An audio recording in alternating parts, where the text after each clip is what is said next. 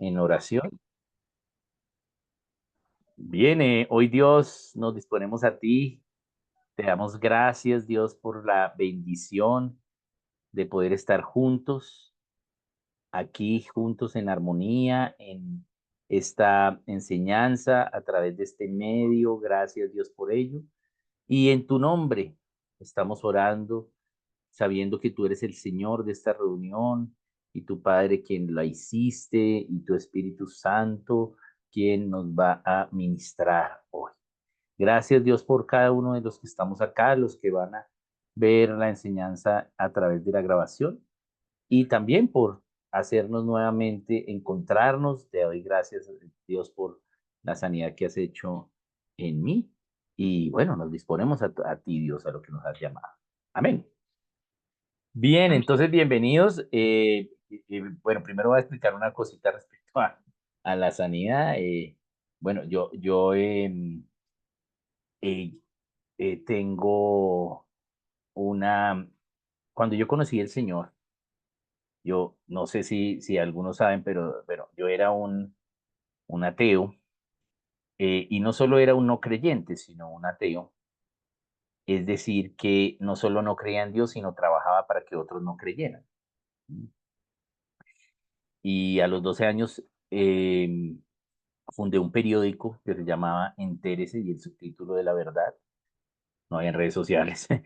Y este periódico era pues de ateísmo para enseñar en los colegios pues que Dios no existía. Bien.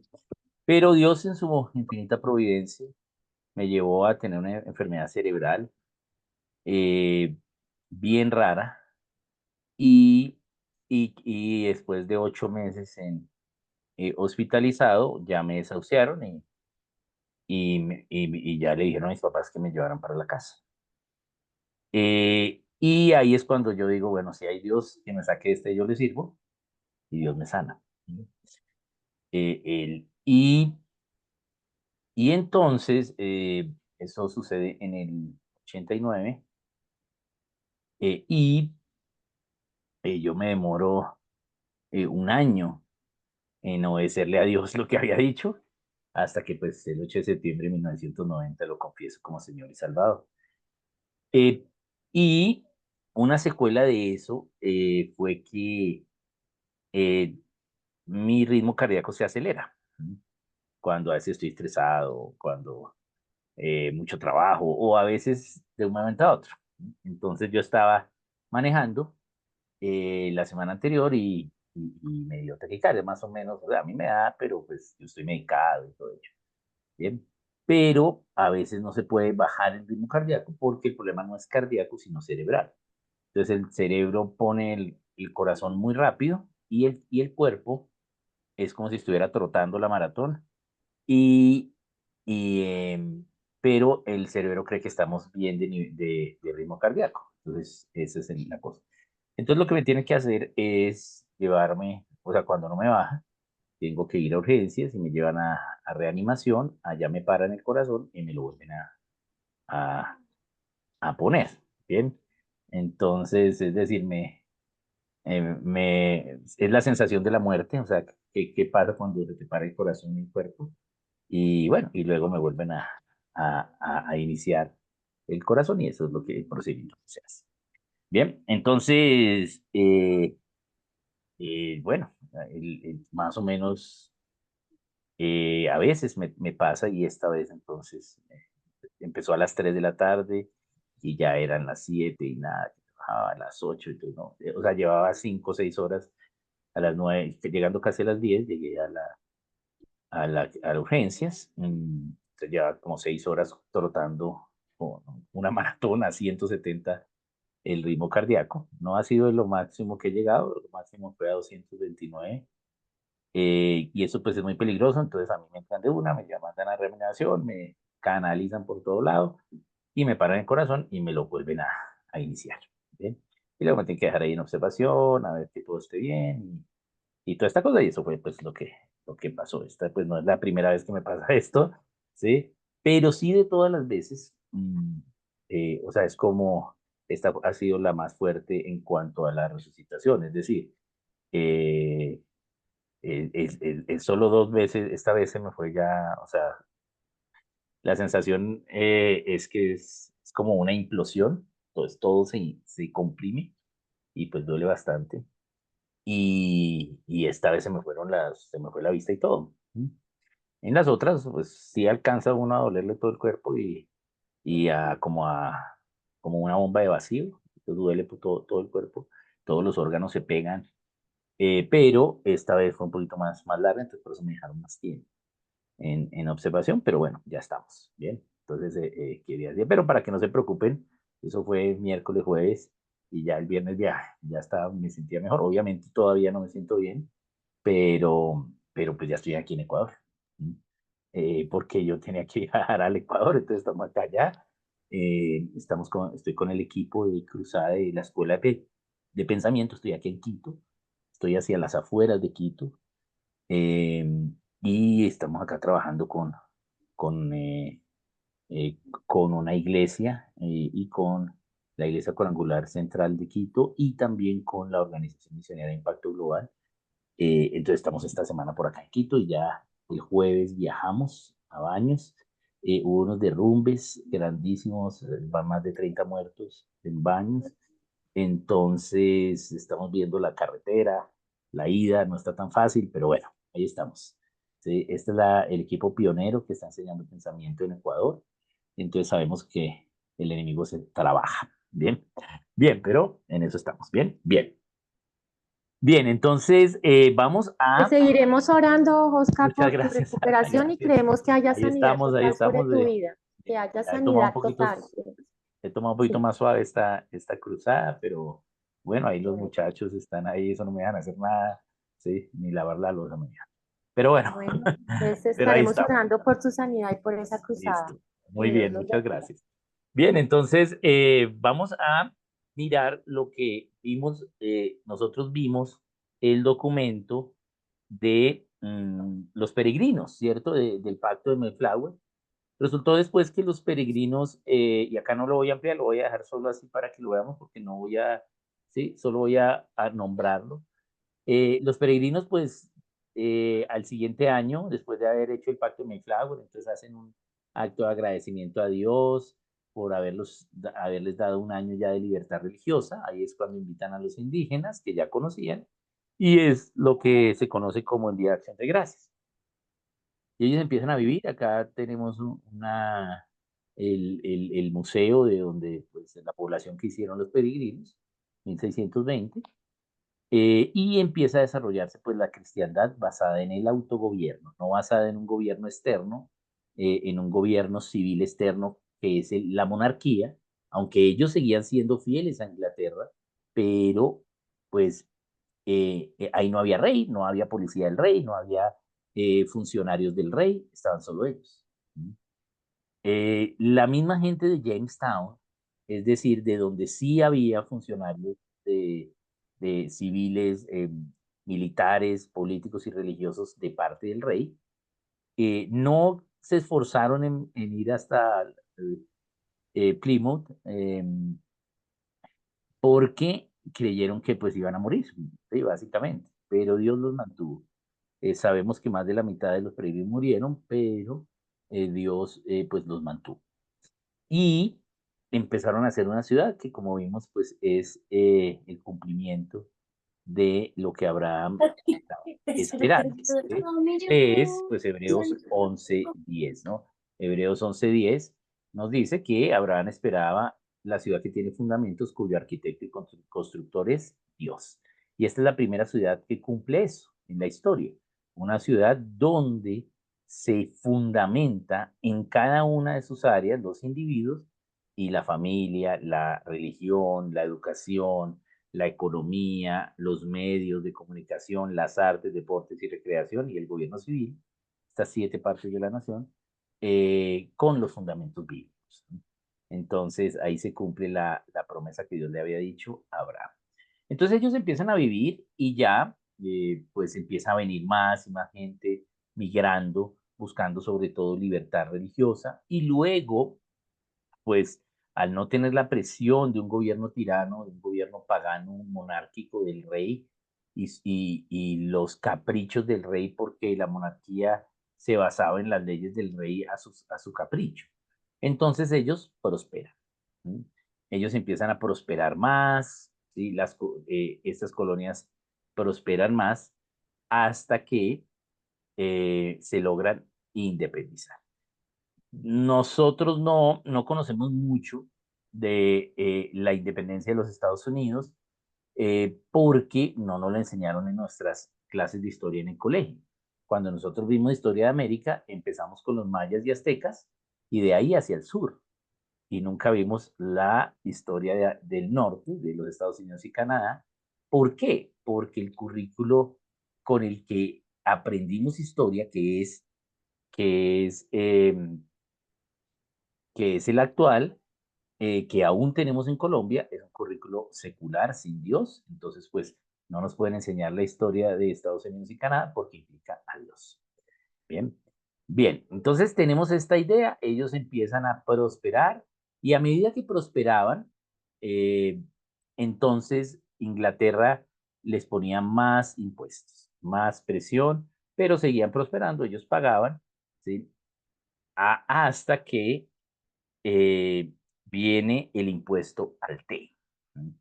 Estos ingleses, eh, pues tomaban té. El té era algo muy importante para ellos. Pero ellos ya venían, ¿sí? Aprendiendo gobierno civil.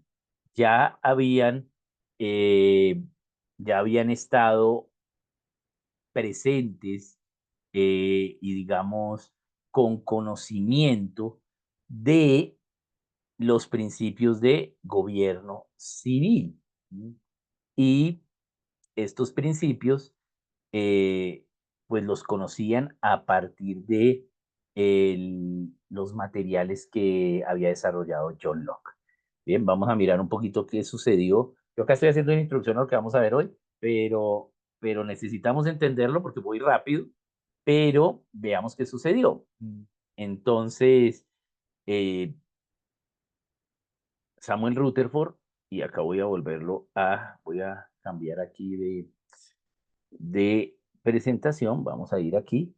Entonces aquí está Samuel Rutherford, tampoco la voy a ampliar porque no vamos a profundizar, ¿sí? Pero acá está Samuel Rutherford y Samuel Rutherford es el maestro eh,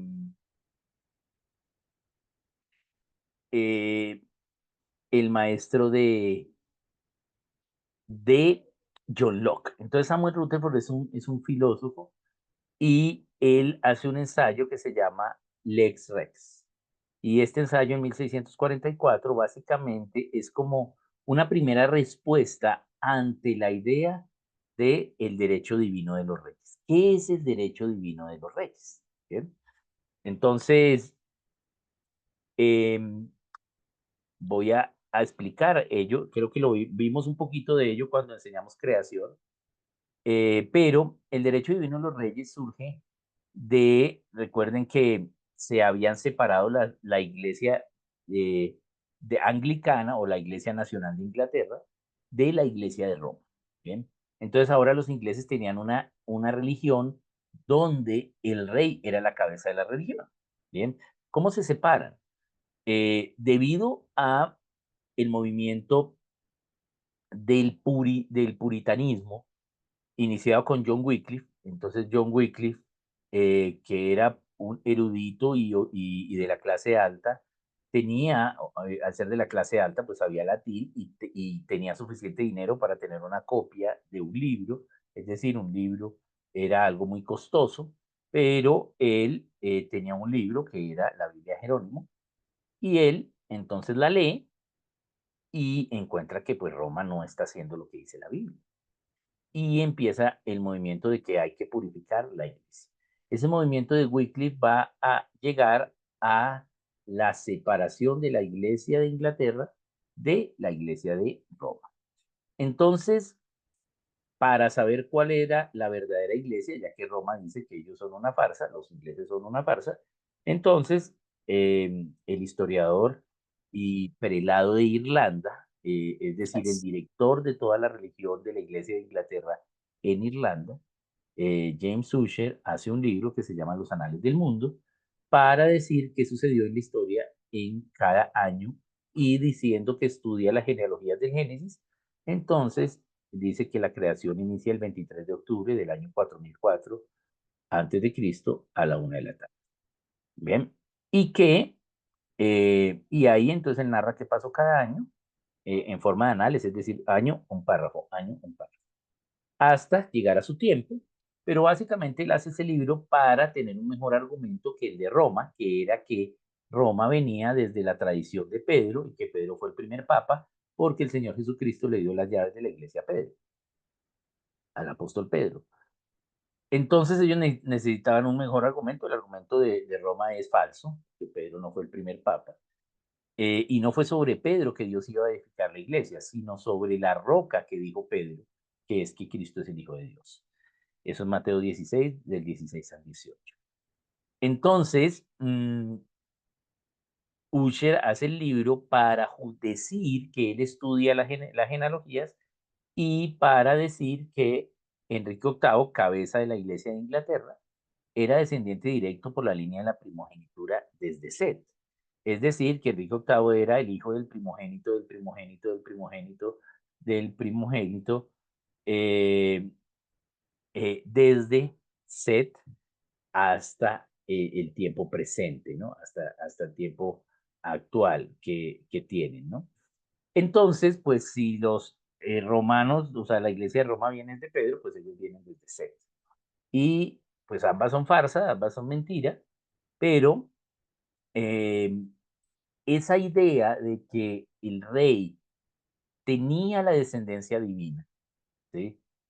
Desde Adán, o sea, desde Set, digamos, ¿sí? Que es el reemplazo de Abel, ¿bien? Y que era la intención de la descendencia divina, entonces da una idea gubernamental de los derechos divinos de los reyes. ¿Qué son los derechos divinos de los reyes? Es decir, que los reyes tienen sangre azul. Es decir, que los reyes no deben cumplir la ley civil porque los reyes son representantes de Dios y están al antojo de ellos mismos y todo lo que diga el rey es divino. Entonces los reyes tienen derechos divinos. ¿Sí? Ante esa idea de que la monarquía era la forma de gobierno de Dios y que el rey de Inglaterra es el derecho divino, empieza la idea de lo que es el imperio británico. ¿Sí? Como el rey de Inglaterra, ¿sí? Tiene derechos divinos y viene por la línea de descendencia desde Seth, entonces Britania tiene que dominar el mundo. Entonces empieza toda la conquista inglesa de los territorios de ultramar, el Caribe, Australia, India, bien, África, bien, todo lo que conocemos hoy como la Commonwealth o la Mancomunidad de Naciones Británicas. Y eso se basa en esta idea. Pero, ¿sí? Pensadores eh, que citan la Biblia para decir, no, el rey no es Dios en la tierra. Y entonces tenemos a Samuel Rutherford en 1644 con su ensayo La ley es el rey, ¿sí? Pero antes de este ensayo, ¿cuál era la idea de gobierno que se tenía? El rey es la ley. Todo lo que diga el rey es la ley. Más ahora tenemos la ley que haga el pueblo es lo que va a regir. ¿Sí? Y el rey entonces está bajo la ley. Y Samuel Rutherford cita Deuteronomio 17 del 18 al 20, que dice que cuando el rey se siente sobre su trono, el mismo rey escribirá para él mismo, para sí, un libro, ¿sí? Que sea una copia de la ley que Dios ha dado para la nación, que está al cuidado de los levitas, ¿cierto? Y lo tendrá consigo y lo leerá todos los días de su vida para que aprenda a temer a Dios, a guardar todas las palabras de la ley, sus estatutos y ponerlos por obra, es decir, que aprenda a gobernar, para que no se eleve su corazón sobre sus hermanos ni se aparte del mandamiento de Dios a izquierda o a derecha, ¿sí? A fin de que prolongue sus días, ¿sí? Él, sus hijos, en medio de la nación. ¿Bien? Entonces, el rey está sometido a la ley, es lo que dice Samuel Rutherford. Samuel Rutherford entonces escribe esto, pero pues obviamente esto fue más un ensayo filosófico respecto al gobierno, pero su estudiante, llamado John Locke, entonces Locke empieza a desarrollar estas ideas hacia el gobierno civil de una manera muy práctica, bien, acerca de la libertad y, y acerca de la forma de gobierno. Entonces, aquí habla de la, cómo debe ser la ley y a la larga hace entonces un libro. Eh, el libro se llama, bueno, él hace dos libros, dos tratados de gobierno. El primer tratado de gobierno civil de John Locke y el segundo tratado de gobierno civil de John Locke. Entonces, al hacer estos dos gobiernos, él, estos dos tratados de gobierno, entonces, eh, eso hace que, eh, eso hace que pueda que pueda la gente empezar a ver cuál es entonces el pensamiento bíblico, porque el primer tratado básicamente es decir, no, Usher no, lo hizo mal, ¿por qué? Porque nadie puede tener las genealogías de toda la historia, porque el rey no tiene derechos divinos y la monarquía no es la forma de gobierno que está en la Biblia para gobernarnos civilmente. Entonces es el primer tratado. Y el segundo tratado es, bueno, si no es la monarquía, entonces ¿qué es? Ah, es la república. Entonces Locke hace su segundo tratado, que es su libro más conocido. Acá ustedes pueden ver en la portada, es la portada de la imagen, la portada de uno de mis libros, que se llama El pensamiento bíblico del segundo tratado sobre gobierno civil, de John Locke, el verdadero origen, alcance y fin de los gobiernos, basado en la Biblia. Entonces yo lo que hago allí es analizar este tratado, este libro de John Locke, y comentarlo y ver en qué acierta John Locke y cómo se basa. ¿Por qué hice ese material? Porque cuando tú vas hoy a buscar el segundo tratado de gobierno civil de John Locke, este libro, el libro de John Locke se escribió en 1695, eh, entonces, pues lo consigues ahí en la librería, pero sin las citas bíblicas. Pero el original, la primera publicación y las primeras publicaciones, pues están con las citas bíblicas y todo el análisis bíblico que hizo John Locke. Bien, entonces yo hago este material para pues rescatar que Locke sacó todo esto, pues es desde la Biblia. Bien. Eh, entonces, los dos principales libros en las colonias americanas eran la Biblia y el segundo tratado de gobierno civil de John Locke. La gente, ¿sí? Debido a la opresión del rey, de Inglaterra, entonces recibió fácilmente a Locke. Los libros de Locke eran prohibidos. Locke fue estuvo perseguido, estuvo huyendo todo el tiempo, escondido toda su vida, pues por haber escrito estos materiales, ¿bien? Diciendo que pues no era la monarquía. Bien, y pero en las colonias sus escritos empezaron a ser muy, muy bienvenidos y la gente empezó a aprender de gobierno, pues basado en la Biblia. ¿Por qué? Porque era gente que vivía de acuerdo a la Biblia. Bien, entonces eso es lo que sucede con Locke en las colonias. Bien, y ahora, entonces, eh, él entonces demuestra que, que el fin del gobierno es pues, poder vivir civilmente y cada persona pueda disfrutar del producto de sus manos, es decir, de sus propiedades, y cómo el gobierno pues preserva o digamos asegura esa propiedad. Bien, bien. Entonces, esta gente en las colonias tenía claro eso. Tenía claro que eh, el gobierno no tenía que meterse con tu propiedad. Cuando se mete con tu propiedad es cuando pues hace impuestos. ¿Sí? Hoy estamos en Colombia, llevamos 2 años de este gobierno, ya casi 2 años, donde ha puesto 19 nuevos impuestos. ¿Sí? Tenemos muchos nuevos impuestos. Es decir, cada vez pues está tomando más de nuestra propiedad. Por eso es que se llaman impuestos, porque son impuestos. Bien, entonces el gobierno, debido a que el gobierno de Inglaterra, los reyes, debido a que prosperaban las colonias, porque había menos control de la monarquía, una tierra mucho más fértil, eh, entonces, pues ponían impuestos, pero las colonias no tenían representación en donde se decidían los impuestos. Ya Inglaterra tenía dos cámaras legislativas, que era la Cámara de los Comunes y la Cámara de los Lores, es decir, dos cámaras, una cámara baja y una cámara alta. De ahí vienen pues nuestras ideas de la Cámara de Representantes y del Senado. Y ellos debatían y aprobaban las leyes, pero las colonias no tenían gente allí, solo era gente que viviese en Inglaterra. Entonces Locke en su segundo tratado escribe su frase más famosa del segundo tratado. Bueno, tiene dos frases famosas. La primera es eh, no taxation without representation, no impuestos sin representación. Porque en una república, ¿sí? Lo que prima es la representación. Pero si ya tú eliges tus representantes y tus representantes acuerdan tener un impuesto, pues es bienvenido un impuesto. ¿Sí? Pero ¿cómo van a haber impuestos si tú no tienes la posibilidad de debatir sobre esas leyes? Entonces, ¿qué hacían? Necesitamos dinero para ir a la India o para tener más barcos. Ah, bueno, un impuesto a las colonias, listo, y así. Y las colonias lo pagaban. ¿Sí? ¿Por qué? Porque prosperaban.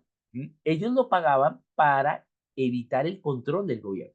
Hasta que dicen un impuesto al té. ¿Sí? Ahí ya los ingleses se meten con algo muy importante, demasiado importante, que es el té. El té era culturalmente muy importante para los ingleses y dicen, no, hasta aquí, o sea, el té sí no, ¿sí? Porque el té es algo que tomamos todos los días, ¿ven? Y eso causa una unión de las colonias y empezar a decir, vamos a independizar. Vamos a independizarnos primeramente con un gobierno local. ¿Sí? Vamos a tener acá un gobierno local y vamos a exigir tener representación en la Cámara de los Comunes. ¿Sí? Ellos no podían tener representación en la Cámara de los Lores porque no eran de la nobleza. Los lores solo estaban, el lord es un título de la nobleza y pues solo los de la nobleza podían ser de la Cámara Alta, ¿sí? O sea, lo que hoy sería el Senado. Pero los comunes, sí, pues era la otra gente, generalmente burgueses, ricos, que pues podían debatir y presentar leyes. ¿Bien? Entonces, ellos empiezan a tener esta idea a lo que los ingleses presionan por presionan más para aprobar el impuesto al té. Entonces, mandan un barco, el barco del té y de provisiones desde Inglaterra, ese barco llega al puerto, pero la capitanía del puerto de Boston cierra el puerto. Entonces, de pronto Aniet, que vive en Cartagena y que hay un puerto, ella entiende un poquito más que los que vivimos en el interior del país, pero la capitanía de puerto puede cerrar el puerto cuando quiera, porque los capitanes de los barcos no entran los barcos al puerto. Ellos tienen que fondear y viene un capitán del puerto que es el que entra el barco al puerto, porque es como una carretera y él sabe dónde están las piedras porque ya el puerto está muy bajo, ¿sí? Ya no es mar abierto, entonces tiene que saber por dónde mete el barco para que los barcos pues no se choquen y no encallen. Entonces, pues si la capitanía de puerto cierra el puerto, ¿qué hacen los barcos? No pueden entrar, ¿sí? Porque si van a entrar, se pueden chocar con los arrecifes, con las cosas, no saben por dónde entrar. Bien, entonces es lo que hacen los ingleses, los americanos. Los americanos entonces cierran el puerto. Entonces los ingleses, no, ¿cómo así? Abren el puerto, ese té es de ustedes, yo ya se lo mandé, y ese té ya venía con la ley del impuesto. Los americanos dicen, no, ese té no es de nosotros, ese té es de ustedes porque no ha llegado al puerto. ¿Sí? No, no, no, ese té es de ustedes porque ya se los mandé. No, no, ese té es de ustedes porque no ha llegado. Y así queda. Entonces, no se ponen de acuerdo, el puerto ya lleva más de, ¿sí? de 15 días cerrado. ¿Mm? Entonces, en una noche, los americanos deciden entrar al barco fondeado y porque los ingleses deciden, no, ese barco, todo lo que hay en ese barco es de ustedes, eso no es nuestro. Entonces, no, no, no, no es de ustedes.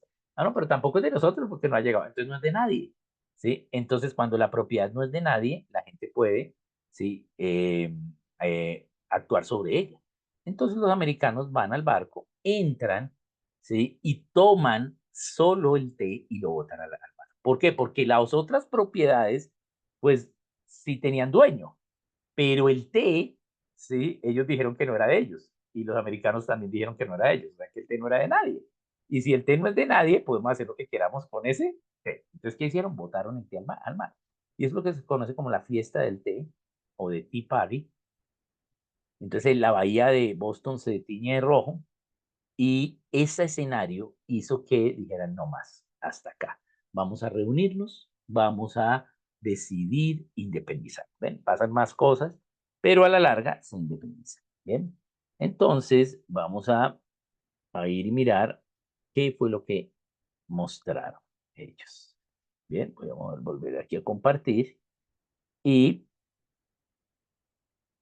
y entonces ellos logran independizar. Voy a leer acá un poquito de eh, del preámbulo de la Declaración de Independencia de los Estados Unidos. Esta declaración fue dada el 4 de julio de 1776. Ellos dijeron, no, ahora sí nos vamos a independizar. Vamos a reunir los representantes de las 13 colonias y vamos a decidir tener nuestros propios gobernantes y no los del rey acá. Vamos a seguir siendo fieles al rey de Inglaterra, pero vamos a tener nuestros propios gobernantes y vamos a exigir, y no vamos a recibir el impuesto del té, sino vamos a exigir que tengamos representantes en la Cámara de los Comunes. ¿Okay? Y ellos creen que entonces se reúnen y ya, en una semana, pueden tener un acuerdo para ello. Entonces, eso sucede en 1772 en la ciudad de Filadelfia, en la colonia de Pensilvania. Y duran 4 años para ponerse a. Y es lo que se llamó el Congreso Continental, para que representantes, lo mejorcito de esas 13 colonias, pues pudieran ponerse de acuerdo cómo independizarse. ¿Bien? ¿Por qué se hizo en Pensilvania? Porque la colonia de Pensilvania, recordemos que eran 13 colonias, eran 4 de trasfondo católico, no, perdón, sí, 4 de trasfondo católico, 7 de trasfondo anglicano, o sea, de la Iglesia de Inglaterra, una cuaquera y una separatista. La colonia cuaquera era la de Pensilvania, porque William Penn fue el cuaquero que vino, pero William Penn era de la realeza, era noble, era el dueño de Irlanda. Irlanda era una isla privada, que era de él, pero él decide, buscando libertad religiosa, decide ser cuaquero y vivir como dice la Biblia, entonces, y no como dice la Iglesia de Inglaterra, entonces decide regalarle la isla de Irlanda a la corona. Y desde ahí empieza todo el problema de Irlanda, porque en la isla de Irlanda habían católicos, era el refugio de los católicos.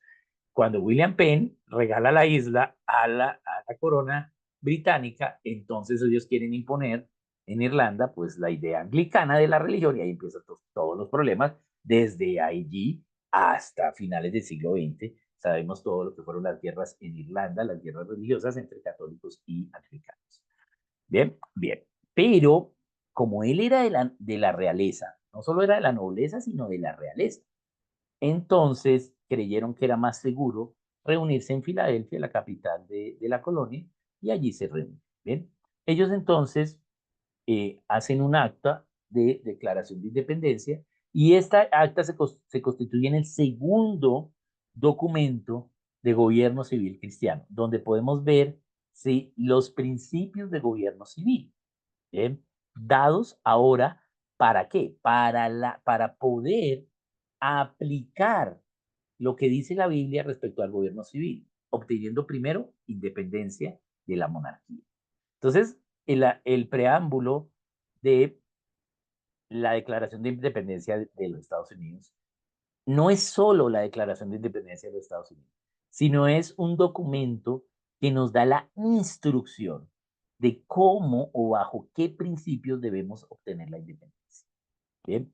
No es porque los Estados Unidos de nuevo sean mejores, sino porque ellos se han dispuesto, porque querían vivir como dice la Biblia. Bien, el libro de John Locke estuvo disponible, pero no llegó aquí a Colombia, sí llegó a Colombia, pero pero no fue bienvenido o totalmente aceptado por todos los círculos. Bien, entonces, bueno, no a Colombia, sino a la Nueva Granada. Sí, o sea, todavía no existía Colombia. Bien, entonces, allá sí. Entonces, ellos se están disponiendo, Dios trabaja con los que se disponen.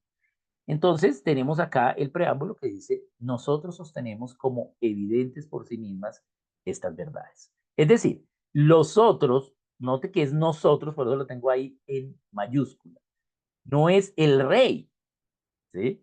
Sino de nuevo es nosotros, ¿por qué? Porque eso es la república, ¿sí? Todos vamos a imponernos una ley sobre nosotros mismos. Voluntariamente vamos a acordar una ley. Por eso la república es el gobierno de la ley, es el Estado de Derecho. Entonces, nosotros mismos voluntariamente vamos a ponernos estas leyes, ¿sí? Estamos de acuerdo con esto, que es lo mismo que sucede con el pacto del Mayflower que vimos la sesión anterior, que también dice nosotros. ¿Sí? No dice el rey, no dice la clase alta, no dice el de apellido Pombo, ¿sí? Sino nosotros. La gente que estaba allí, los representantes, cada colonia eligió sus representantes y esos representantes fueron a este Congreso Continental. Las personas que estuvieron reunidas en este Congreso Continental es lo que se conoce como los padres fundadores. Entonces dice, nosotros sostenemos como evidentes por sí mismas estas verdades. Realmente la traducción exacta es autoevidentes. Bien, pero no la puse así porque quiero explicar bien qué es evidentes por sí mismas. Bien, que se entiende más en español evidentes por sí mismas que autoevidentes. Lo que les vamos a decir es verdad obvia. Es decir, es tan evidente, ¿sí? Que es obvio.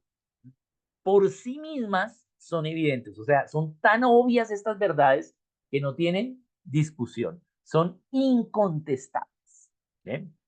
Eso es lo que les vamos a decir. Estas verdades que les vamos a decir aquí son obvias. Entonces, sostenemos como evidentes por sí mismas estas verdades. ¿Cuáles son las verdades?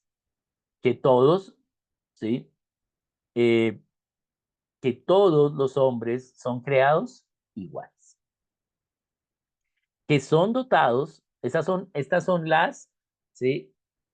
Las afirmaciones que hace el documento, ¿sí? La declaración o el enunciado que está haciendo el documento. En nuestro cuadro de documento clave, que ya vimos cómo lo analizamos, lo usamos para analizar el pacto de Mayflower, pues acá podemos poner en la columna izquierda de nuestro cuadro esta afirmación, que todos los hombres son creados iguales. Bien, esa es una afirmación autoevidente, es decir, no tiene duda que Dios creó, ¿sí?, a todos iguales. ¿Sí? ¿Qué principio está dando allí? Podríamos decir Génesis 1:26, ¿sí?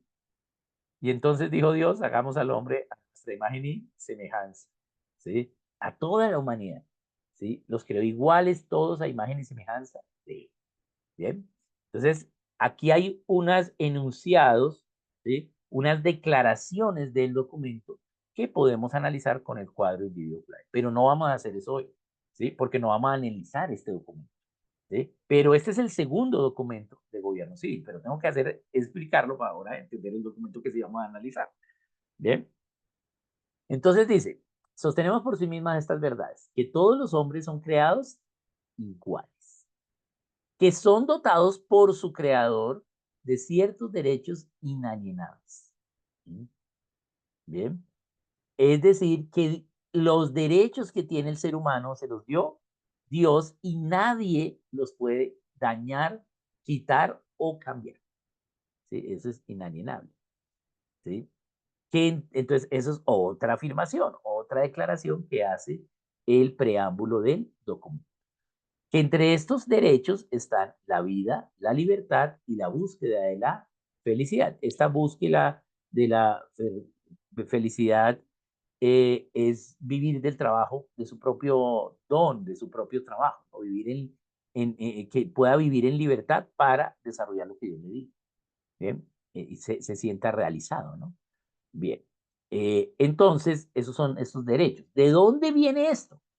¿De dónde viene que estos son los derechos más básicos que ha dado Dios al ser humano? Del libro de John Locke, ¿sí? Eso es una cita del libro de Locke, ¿sí? Los derechos más básicos es la vida, la libertad y la felicidad. Que para garantizar estos derechos Los hombres no, ¿sí? Los hombres instituyen los gobiernos. ¿Quiénes hacen el gobierno civil?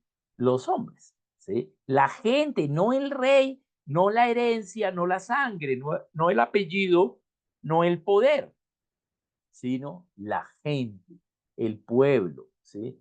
La humanidad. Ellos instituyen sus gobiernos.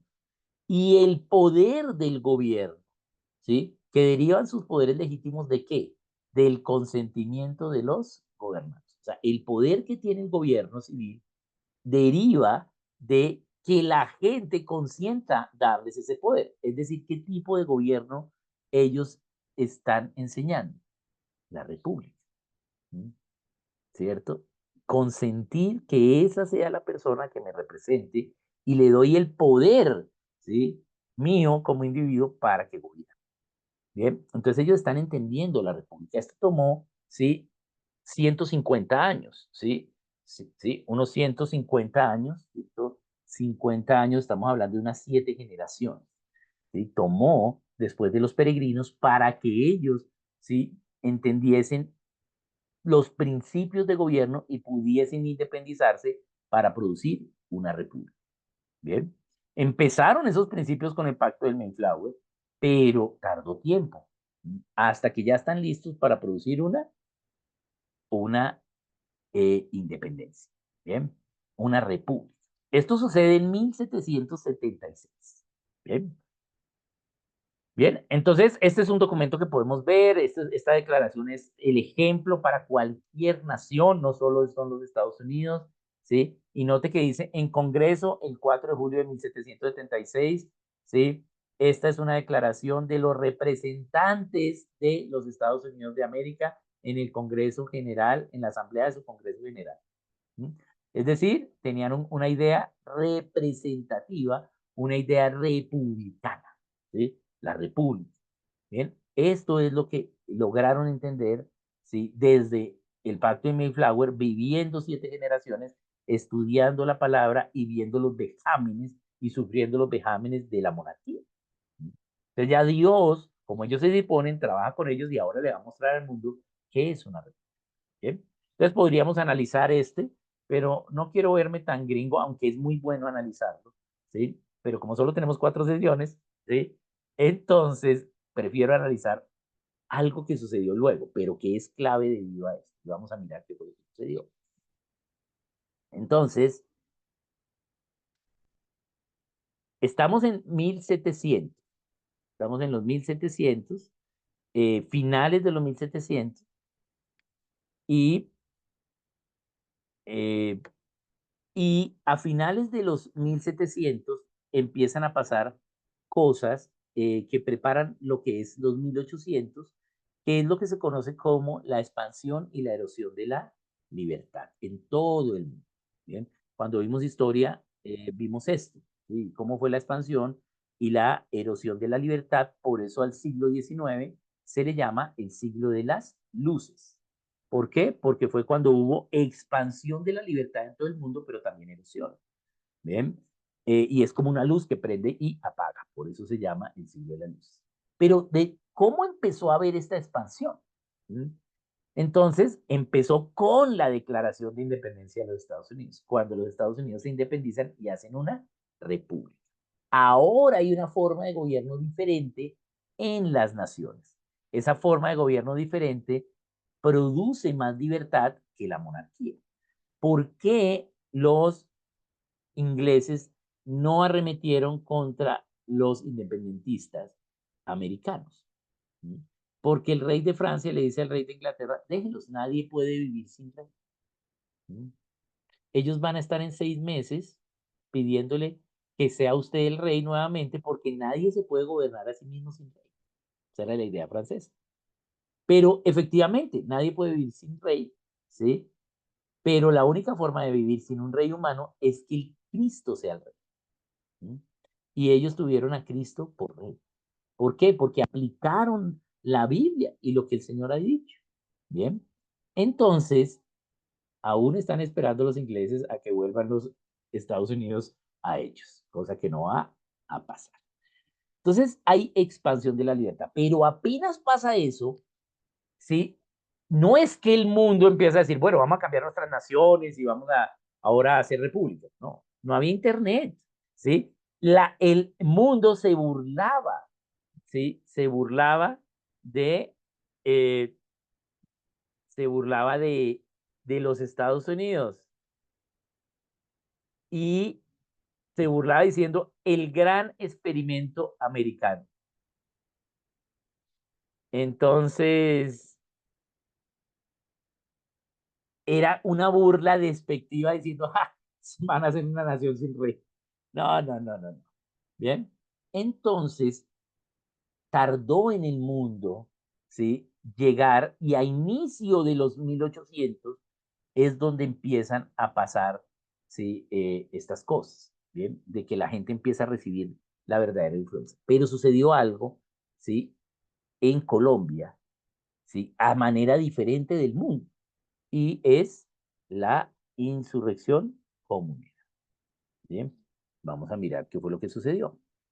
La insurrección comunera es en 1781. Bien, entonces, esta insurrección comunera sucede de la misma forma que pasó en los Estados Unidos. No es que estos se copian de lo que pasó en Estados Unidos. ¿Por qué? Porque en Estados Unidos estaban los representantes de lo mejor de las 13 colonias, pero aquí no. Aquí era gente trabajadora agrícola, ¿sí? Y resulta que Holanda, o Países Bajos, hoy llamado Países Bajos, Holanda, el reino de Holanda, ellos querían posesiones de oro, ¿sí? Y como ellos ya estaban en Indonesia, querían hacer lo mismo con América, que era obtener el oro y obtener posiciones para expandir su reino y sobre todo para tener posiciones en América y ellos creían que el Pacífico era más pequeño y poder entonces, sí, por el Pacífico con Indonesia y por el Atlántico con América y Holanda en Europa, tener el control de todo el mundo. Entonces los holandeses empiezan ¿sí? A llegar al Caribe, toman posiciones, le quitan a la Nueva Granada lo que es Bonaire, Aruba y Curazao, y ahora quieren tomar posesiones en el territorio continental, ya no insular. Y entonces enfilan sus naves a tomar el puerto de Barlovento, que era el puerto esclavista donde llegaban los esclavos a lo que hoy es Venezuela. Y para tomar ese puerto, entonces ellos van, los españoles saben que vienen los holandeses que van a perder Barlovento y no podían darse ese lujo. Entonces necesitaban contratar personas como ejército para defender Barlovento. Entonces, ¿qué hacen? Ponen un impuesto. Le ponen un impuesto al tabaco, que era la industria más próspera que tenía la Nueva Granada. ¿Mm? Bien, este tabaco se daba en los Santanderes, ¿sí? Y el eje del comercio era Socorro, Socorro Santander. Y allí, de Socorro hacia el sur, aunque toda la región era tabacalera, pero la mejor calidad era hacia el sur, lo que es hoy Capitanejo, Málaga, bien, San Andrés, toda esta parte seca al sur de Santander. Entonces había grandes tabacaleras y el tabaco era un gran negocio. Entonces le ponen el impuesto y ese impuesto se llama el impuesto de la Armada de Barlovento. Bien, vamos a poner un impuesto y vamos a obligar a los tabacaleros a pagar. Entonces, una hija de uno de los eh, que cultivaba tabaco, ni siquiera era el mayor terrateniente, ella, llamada Manuela Beltrán, cuando llega el edicto al Socorro, ese edicto se publica en donde estaba el regidor o digamos el gobernante representante español, en la pared. Por eso las paredes eran de cal, eran blancas, para que pegara bien los avisos. Entonces llegó el impuesto, lo pegaban allí, y ahora a partir de mañana tienen que traer este dinero y cada tantos días tienen que traer tanto y vamos a poner este impuesto y vamos a recaudar. Entonces ella llegó el edicto y Manuela lo rompe. Ahí estamos en la pintura que estamos viendo, cómo Manuela está rompiendo el edicto Manuela Beltrán está rompiendo el edicto del impuesto de la Armada de Barlovento. Bien. Y el capataz de la finca donde se sembraba ese tabaco del padre de Manuela era José Antonio Galán. Bien. Entonces, José Antonio Galán, ¿sí?, decide con sus trabajadores protestar y enfrentarse al ejército local, a la policía, digamos, más que ejército, a la policía, que trataba de controlar la gente. Y deciden enfrentarse, mueren algunos, pero deciden luego hacer una marcha hasta Santa Fe, es decir, hasta Bogotá, para exigir que se quite ese impuesto. ¿Mm?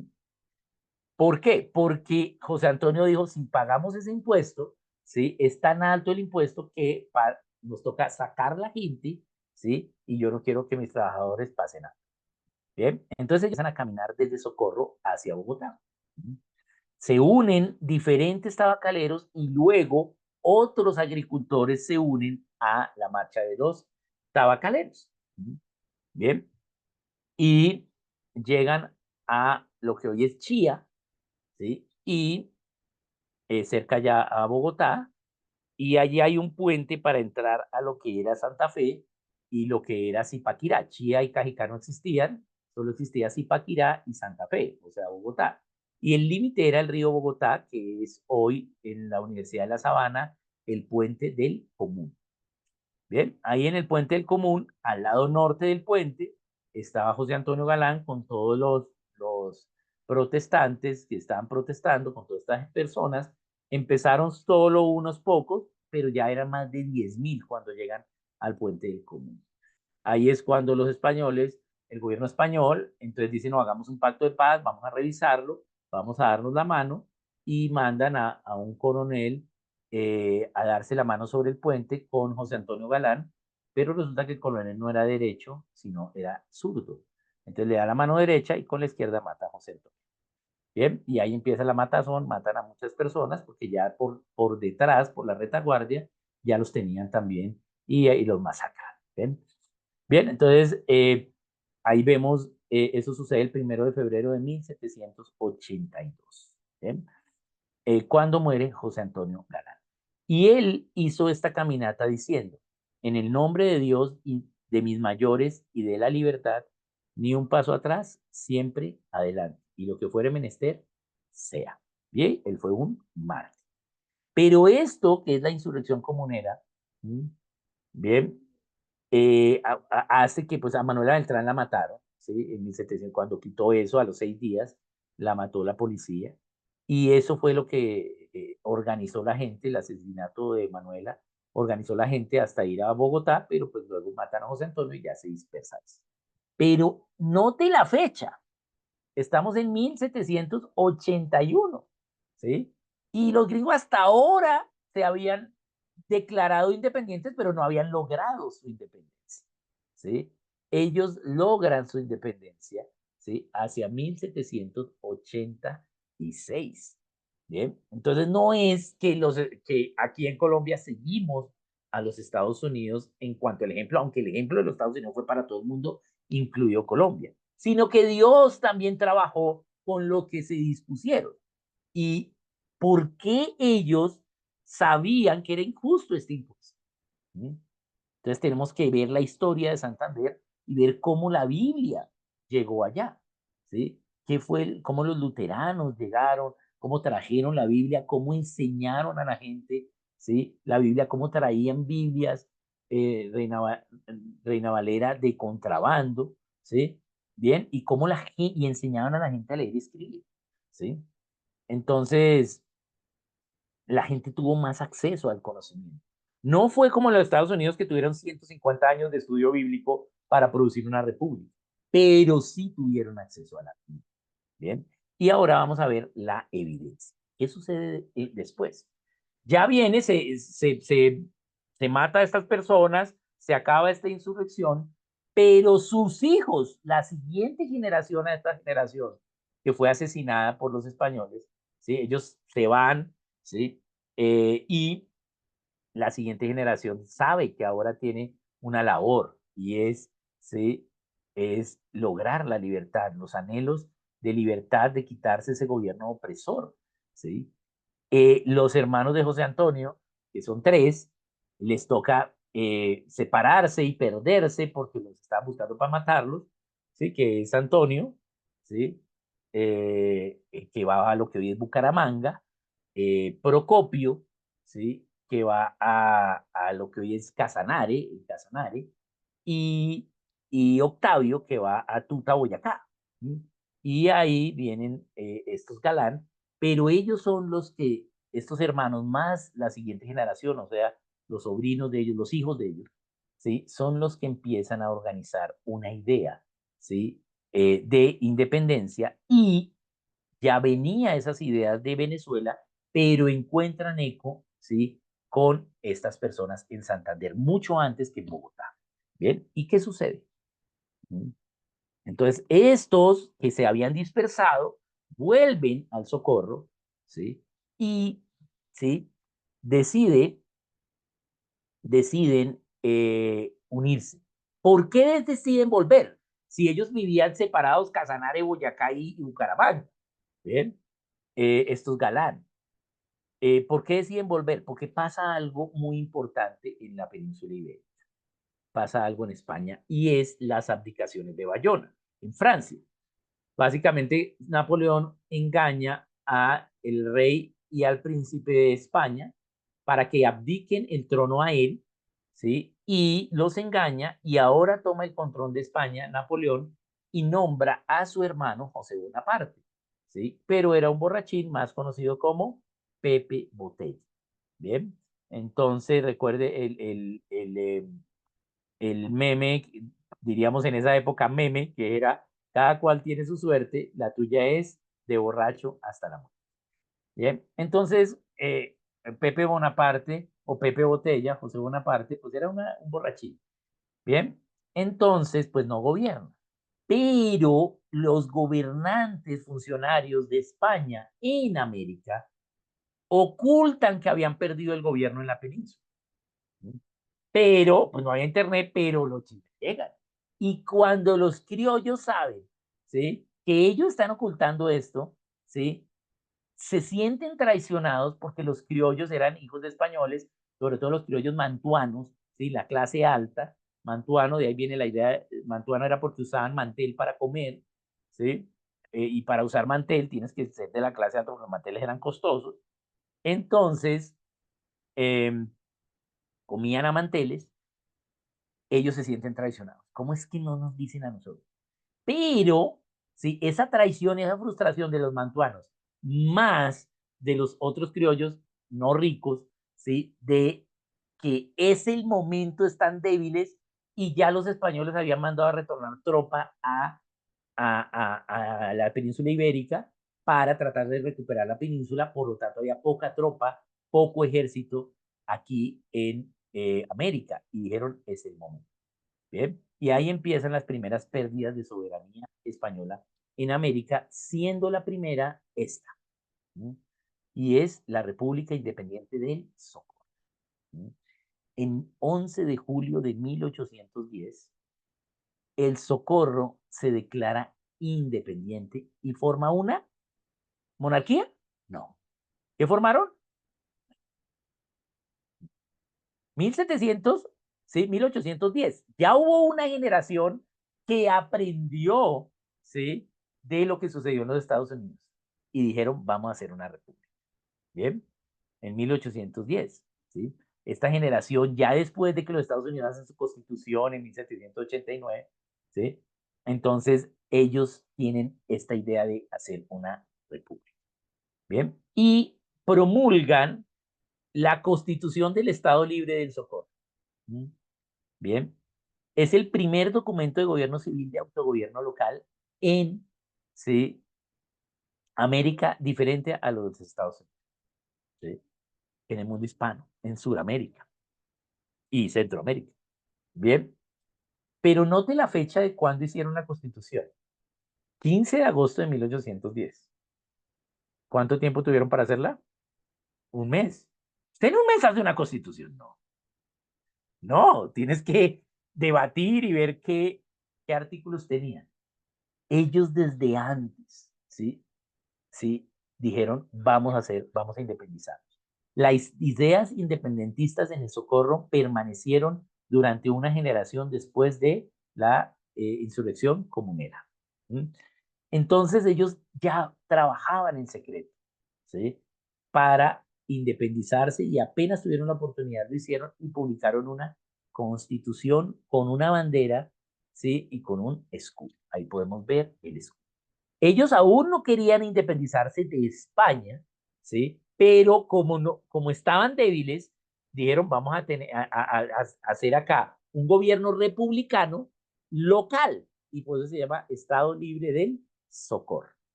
Bien, y eso fue lo que hizo el Socorro. Esto es antes del 20 de julio de 1810 en Bogotá, ¿sí? Una semana antes pasó esto.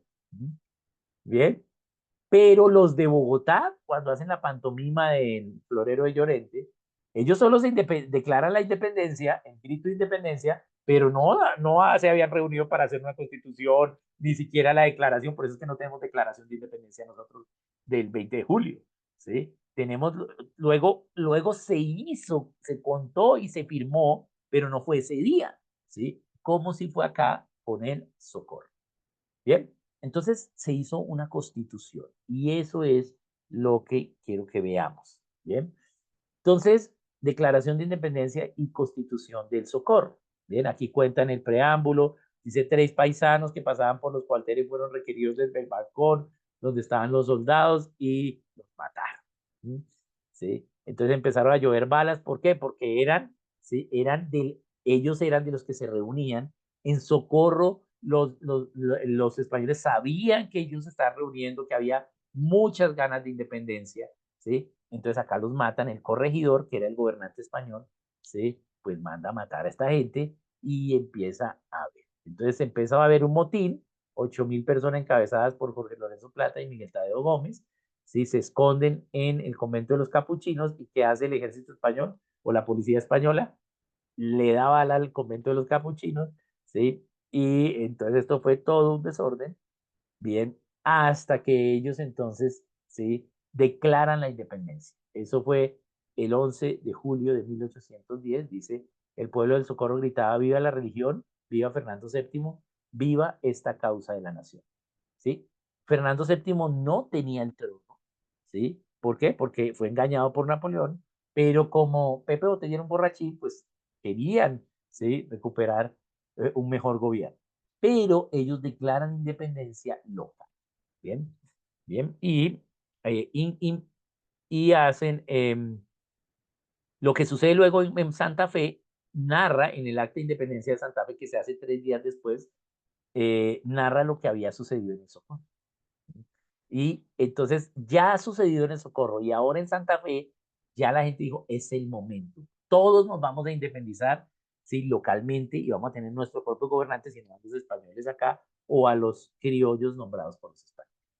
Bien, entonces aquí está la Declaración de Independencia. Acá hay algunos apartes de la Declaración de Independencia. Entonces veamos, sí, uno de ellos. Creemos que a cada pueblo, por derecho natural, le corresponde determinar la clase de gobierno que más le convenga. Ese es, ¿sí? Ese es una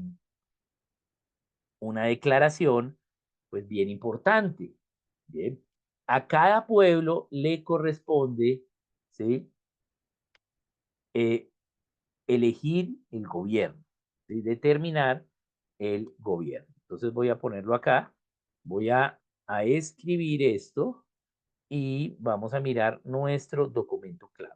Bien, entonces voy a volver aquí a compartir pantalla y vamos a compartir aquí. Recuerden que me toca compartir varias veces para poder que ustedes lo puedan mirar. Bien, aquí tenemos nuestro documento clave, entonces lo vamos a poner. Entonces pongamos nuestro documento clave y vamos a mirar acá el documento clave, el acta de independencia del Estado Libre del Socorro. Esto no se conoce mucho, pero cuando tú vas a la historia o vas al Socorro, pues ahí puedes ver todo lo que sucedió allí. Y la fecha del documento, entonces siempre ponemos el nombre de el documento para enseñarlo a la gente, para enseñar historia, para razonar, para enseñarlos a los niños, en educación en casa, en colegio, cómo podemos razonar. Y ponemos también la fecha, 11 de agosto de 1800. Y empezamos a mirar, ¿sí? La declaración. Acá tenemos la declaración, voy a ponerla, ¿sí? Entonces dice, creemos que a cada pueblo por derecho natural le corresponde determinar la clase de gobierno que más le convenga. Entonces, ¿quién tiene el poder para determinar la clase de gobierno de donde vivas? Pues el pueblo, la gente, ¿sí? Es la gente, no es, ¿sí? La monarquía. Bien, eso es lo que está sucediendo. ¿Qué principios podemos ver acá que pueden establecerse? Bien, eso es lo que, ¿qué principios establece esta declaración, este enunciado? Bien. Libertad puede ser uno, Oscar. Bien, entonces vamos a levantar la mano y lo ponemos allí. Entonces podemos poner acá libertad. Acá vemos el principio de libertad política, ¿sí? O sea, la gente es libre para elegir su gobierno civil, ¿sí? Hay una Soberanía del libertad política. pueblo, Oscar. Muy bien, Diana. Vamos a poner acá soberanía. El pueblo es soberano. La soberanía del pueblo es un principio bíblico para el gobierno civil. Voy a poner acá mejor soberanía de los miembros de la sociedad política, ¿sí? ¿Por qué? Porque aunque es el pueblo, pero los menores, aunque son parte del pueblo, no son soberanos, ¿sí? O sea, los menores, pues están bajo sus padres. La soberanía la tienen sus padres. Entonces me gusta más poner los miembros de la sociedad política. ¿Cuáles son los miembros de la sociedad política? Pues los adultos, ¿sí? ¿Por qué? Porque ya se representan a sí mismos o pueden, ¿sí? Representar a otros o pueden elegir representantes, ¿sí? Bien. Entonces, soberanía del pueblo, soberanía de los miembros de la sociedad política, es soberano, no es el rey, no es España, ¿sí? Entonces ahí podemos ver estas ideas. Muy bien, veamos, hay más, ¿sí? Pero esta es la forma que podemos verlo. Como vemos, ¿cuál es la clave acá de los documentos, del razonamiento de los documentos para enseñarlo en educación en casa o en los colegios? ¿Sí? Es que los enunciados son tan obvios que es fácil ver algunos principios. ¿Sí? Todos los documentos, cuando tú razonas, pueden ser muy largos los documentos, pero tú extractas los enunciados claves. ¿Sí? Pero son tan obvios que automáticamente vas a producir el principio que establece. ¿De dónde viene el principio? ¿De lo que te diga tu maestro de historia? No. De tu propio razonamiento, de lo que ya sabes de la vida, ¿sí? De lo que ya has aprendido. Entonces, depende del documento, estamos viendo y tú vas a ver que hay documentos, ustedes van a ver que hay documentos donde los niños razonan cosas muy simples como otros que razonan cosas más profundas dependiendo qué documento estemos viendo y cuándo lo estamos haciendo. No todo aquí estamos viendo documentos de gobierno, pero no todos los documentos son de gobierno, ¿sí? Por ejemplo, yo he hecho este cuadro con mis hijas con el manual de mantenimiento del carro. Eso es un documento, ¿cierto?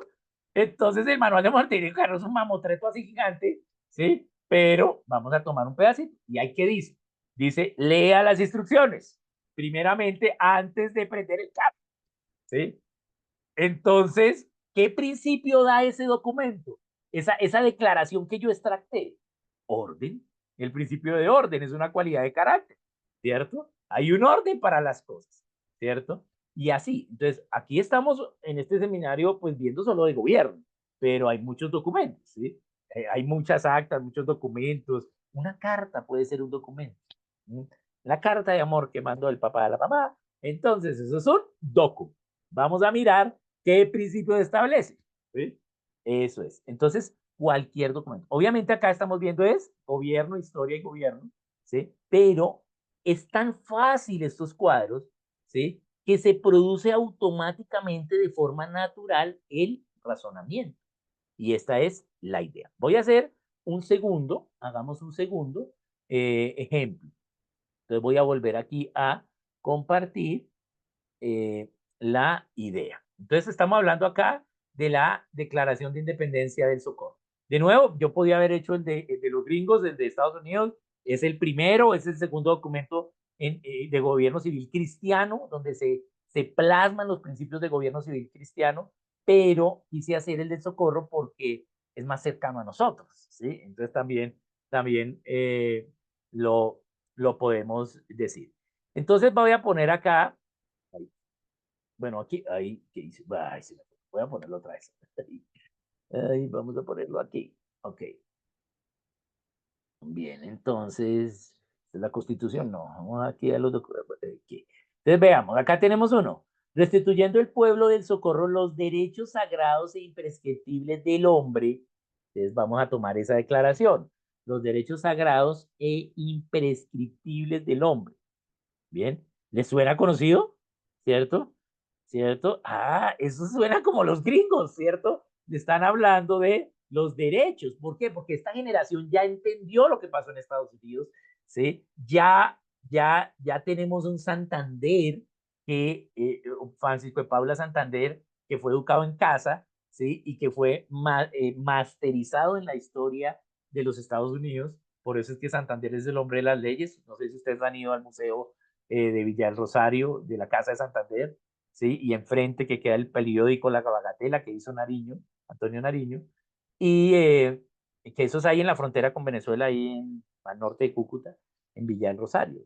Y ahí vemos dónde fue que estudió Santander, cómo fue educado en casa, ¿sí? Cuáles fueron sus tutores, qué le enseñaron, y cómo Santander estudió la historia de los Estados Unidos. ¿Y por qué? Porque su familia, como era la familia más rica del país, pues de la Nueva Granada, entonces ellos tenían negocios con los Estados Unidos, tenían propiedades, y por eso el apellido Santander es un apellido también que está en los Estados Unidos hace mucho tiempo. Eh, y y entonces él logró entender y traduce al español, ¿sí? Esto. Entonces la gente en, en lo que fue los Santanderes estuvo más cerca de lo que pasó en los Estados Unidos que a diferencia de Bogotá o de Santa Fe, digamos, que Santa Fe sí supo, pero Santa Fe también tuvo muy grande influencia de lo que sucedió en París con la Revolución Francesa y todas estas cosas, cosa que no pasó en los Santanderes. ¿Sí? En los Santanderes fue más lo que sucedió en los Estados Unidos. Entonces tenemos esta segunda declaración, entonces vamos a ponerla aquí y vamos a verla. Entonces podemos acá volver a tener una declaración y acá ponemos acá los derechos sagrados e imprescriptibles del hombre. Entonces, aquí también podemos ver algunos principios que establece. ¿Qué principios puede establecer este enunciado, esta declaración del documento? Los derechos sagrados e imprescriptibles del hombre. Bien, ¿quién quiere aportar? Si alguien quiere aportar, voy a mirar el chat de pronto, ¿sí? Nuevamente, eh, ahí me dicen, yo no sé, algo me pasa con conexión que no se ven todas, pero bueno, entonces veamos qué principios podemos establecer acá. Dale, Sara. Em, Imprescriptibles es que no cambian, o sea, que no Nunca tienen fecha terminan. de vencimiento, Ajá. que son para siempre. Exacto, entonces aquí podemos poner, ¿sí?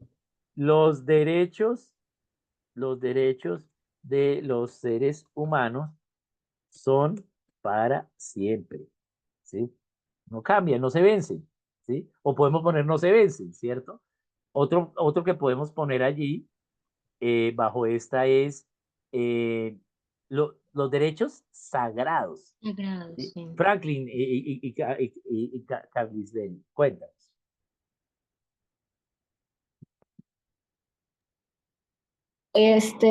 Cuando se refiere a derecho sagrado, bueno, veo algo así como, bueno, esto no viene de nosotros, sino que es superior a nosotros. Este derecho viene de alguien superior, el cual este derecho rige la vida del hombre, pues. Que el hombre en sí mismo no lo pudo crear, sino que alguien superior lo desarrolló para regir nuestras vidas. Y veo también de que es un derecho objetivo, no subjetivo. Ella va, no escucha.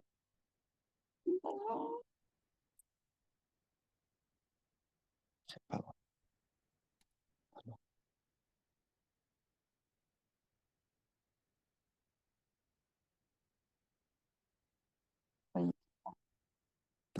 ¿Qué estás haciendo? ¿Estás tocando aquí acá?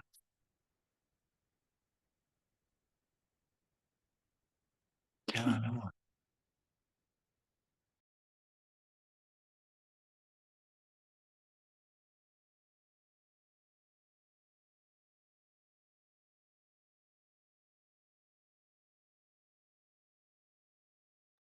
No se escucha. Oscar, Ay, no te pero estamos sí, escuchando. estaba muteado. Voy a volver a decir todo. Bien, muy bien, Franklin y Carles. Entonces tenemos ahí, por ejemplo, los derechos son dados por Dios al ser humano. ¿Sí? Correcto, Dios da los derechos al ser humano. Y la otra que dijo Franklin es, los derechos se establecen objetivamente. Esta de pronto un niño, un hijo de nuestro que le estamos enseñando no nos la va a decir, ¿sí? Porque pues esta es un poco más filosófica, estableciendo la objetividad del derecho. Pero lo que podemos entender es que los derechos no están a la vera del camino de nuestros deseos, no están a lo que me parece, a mis opiniones, sino que son establecidos, ¿cierto? O sea, son racionales, ¿bien? Entonces podemos tener esas dos principios. Al ser principios que proceden o se producen a partir del razonamiento individual, ¿sí? De lo que yo razono, se quedan en nuestra conciencia. Aquí nuestros estudiantes están aprendiendo de la libertad política, de que los miembros del pueblo tienen la soberanía, de que los derechos se los dio Dios y no el Estado, ¿sí? De que los derechos son para siempre y no lo pueden cambiar, ¿sí? Y que se establece, no es lo que te parezca, sino que hay un establecimiento objetivo. Entonces, como parten de nosotros mismos, se quedan en nuestra conciencia. Esto es lo que es educación providencial, ¿sí? Yo no le estoy diciendo al estudiante, oye, estos son los derechos, estos no. Tú solo con el análisis del documento, ¿sí? Tú produces los principios. Puede ser que no tengamos los mismos principios acá, los 12, dos diferentes estudiantes. No, pero no importa, ¿sí? Porque van a tener unos parecidos, ¿sí? Y otros disímiles de acuerdo a su propio razonamiento. Pero, ¿qué es lo que vamos a evaluar? ¿Que se aprendan el documento de memoria? No, sino qué principios establece, ¿sí? Bien, también podemos ver declaraciones de documentos que establecen principios paganos, ¿sí? Podemos ver el manifiesto humanista, por ejemplo, ¿sí? El acta socialista, bueno, varias, ¿sí? Que son principios paganos y podemos decir, no, aquí esto está mal, miren lo que están estableciendo y está mal. Entonces, eso es de nuestro propio razón. Bien, bien, entonces así más o menos podemos ir analizando, pero como vemos, al ser más cerca, entre más local podamos tener documentos, va a ser más fácil el razonamiento. ¿Mm? Por ejemplo, usted puede tener un documento de la empresa. ¿Cuál es ese documento? El certificado de constitución, ¿sí? De la Cámara de Comercio. Bueno, mírete, tal día pasó, ¿sí? Y ahí hay algunas declaraciones. ¿Mm? Entonces usted puede hacerlo. Y así de cualquier cosa. Pero entre más local podamos, es más fácil el razonamiento, porque es más conocido, porque sucedió en este lugar. Bien, entonces yo acá quise, en lugar de hacer la de Estados Unidos, pues hacer la del Socorro. Bien, pero podemos hacer la de Estados Unidos y el segundo documento es la declaración de Estados Unidos. Pero esto hizo que ahora otras naciones siguieran el ejemplo en la independencia. La idea de la independencia, ¿sí? En Colombia ya estaba, ¿sí? Pero sí, la independencia de los Estados Unidos y la construcción de la república allá hizo que acá podamos empezar a creer en una república. Y recordemos que pues Colombia fue es la segunda república de la historia, ¿no? La primera los Estados Unidos y la segunda, pues Colombia, ¿no? La República de Colombia. Bien, muy bien. Entonces, preguntas que tengamos sobre esto, dudas, aportes. Voy a mirar el chat primero. eh, y dice aquí, sí, Diana, sí, yo voy a darles la presentación. No les he dado las otras anteriores, pero se las voy a dar al final, ¿sí? Para hacer un solo paquete, les doy todas las presentaciones. Bien. Bien, esta Biblia de Jerónimo fue el nombre que le asignó Tilde a su traducción de la Biblia cuando el rey Enrique VIII lo perseguía. Bien, Bien, bueno, Tyndale fue un poquito después de Enrique VIII, pero eh, no, no fue la de Jerónimo. ¿Qué sucedió? La de Jerónimo es año 380, 376 exactamente, después de Cristo. Ya está Constantino, ya está el clero romano. Jerónimo recibe la visión, es de la clase alta, es un erudito, habla latín, lingüista, y recibe la misión de evangelizar a la clase alta, a su clase. Pero la cristiandad era algo de los pobres, pero ahora se está usando la cristiandad como un poder político, pero aún no era la religión de los ricos. ¿Sí? Los ricos seguían en su paganismo romano. ¿Bien? Entonces Jerónimo traduce la Biblia al latín, ¿sí? De el hebreo y de el griego, y es lo que conocemos como la Vulgata latina. ¿Por qué al latín? Porque la clase alta hablaba latín. Entonces se prohíbe la Biblia que proviene es la de Jerónimo, porque ¿cómo ahora se va a dar cuenta el pueblo, la clase alta, que es la que nos da el dinero para la iglesia, de que nosotros nos le estamos robando el dinero? Entonces, por eso prohíben la Biblia. Wycliffe, 1000 años después, 1382, termina la traducción de la Biblia de Jerónimo del latín al inglés, ¿sí? Y es la Biblia de Wycliffe, ¿bien? Y es del latín al inglés. Y esa es la Biblia de todo el movimiento puritano, todo lo que sucede para los anglicanos, todas estas cosas, ¿bien? Pero el rey, o sea, la Biblia seguía prohibida. La Biblia de Wycliffe era de contrabando, ¿sí? Pero el rey más malo de todos, que era el rey James, el rey Jacobo, que ese fue el que enfatizó que él era Dios en la tierra y que se gastaba el dinero de los impuestos no en cosas militares o en cosas políticas de estrategia, sino en sus propios lujos, sobre todo la casa y el juego. Entonces, el rey James, Jacobo, entonces, pues es muy mal comportado, ¿sí? Y aunque ya no estaba el Papa allí, el Papa criticaba al rey James y se burlaba de él y de su religión, o sea, de los anglicanos. Entonces el rey James dice, pues me vas a separar y a diferenciar tanto del Papa que ahora voy a autorizar la Biblia. Y ahora autorizamos la Biblia en Inglaterra. Necesito unos eruditos y qué casualidad que en solo un año ya había una traducción. No, no fue que en un año la tradujeron, ya venía William Tyndale perseguido por el mismo rey Jacobo, ¿sí? Porque William Tyndale criticaba a todos los excesos del rey Jacobo, pero él estaba traduciendo la Biblia. Pero Tyndale tradujo no del latín, que es la traducción de Jerónimo, ni del inglés, ¿sí? Porque pues ya estaba en inglés la Biblia, sino Tyndale tradujo del hebreo y el griego. ¿Sí? Y esa es lo que conocemos como la Biblia King James, ¿no? Que es la traducción de William King. Esta Biblia King James a hoy es más del 80% de todas las traducciones del mundo. Porque cuando el rey Jacobo aprueba la Biblia en Inglaterra, y ya no es delito tener Biblia, ¿qué pasa con todos los que querían ahora traducir la Biblia? ¿A dónde se van a vivir? A Londres. Por eso Casiodoro de Reina no trabajó en España, él trabajó en Londres, ¿sí? Él se va a ir a Londres y tradujo porque ya no era delito, ¿sí? Y tradujo al español, ¿bien? ¿Sí? Ya en Inglaterra, digamos, Cipriano Varela revisó en Londres también la traducción. Eh, ya, digamos, el, en Inglaterra ya no había pena o prisión por tener Biblia. ¿Bien? Entonces la gente fue a Inglaterra a traducir. Y eso hizo que toda la gente aprendiera inglés. ¿Sí? Y esa es la base porque todo el mundo empezó, como la Biblia en inglés no era prohibida, entonces todo el mundo empezó a tener Biblias en inglés, ¿sí? De las imprentas en todos los países, y la gente empezó a aprender inglés para poder leer la Biblia, y entonces por eso el inglés se masificó. ¿Bien? Pero fue por la Biblia. Bien, entonces esa sería la idea. Muy bien. Oscar, perdón, ¿lo de Jerónimo fue en qué año? ¿La traducción? Que no alcancé a apuntar. El 376, Ah, la ok. traducción de Jerónimo Del el hebreo y del 376. griego. Del Ah, hebreo al griego al latín, ¿no? Al ujú, latín. sí. Y luego Wycliffe 1382 traduce y luego pues Tyndale ya del hebreo y griego, pero al inglés. Bien. Ujú, ya, Ahora, ya. también hay que tener en cuenta por qué la Biblia que se reconoce más es la de Tyndale y no la de Wycliffe. Porque Wycliffe estaba iniciando el inglés. Él lo que hizo fue mezclar todos los dialectos para producir el inglés y darle unas reglas.